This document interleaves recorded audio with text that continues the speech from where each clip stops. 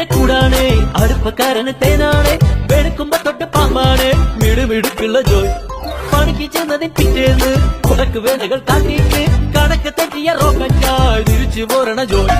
ഇവനെന്തിന് പോന്നോനാ, പല നമ്പരുമുള്ളോനാ, പണി എന്തിന് പോയാലും എടി കൊണ്ടുവരുന്നോനാ. വെള്ളം തളിക്കാനും വെള്ളം തടിക്കാനും വെള്ളം തടിക്കാനും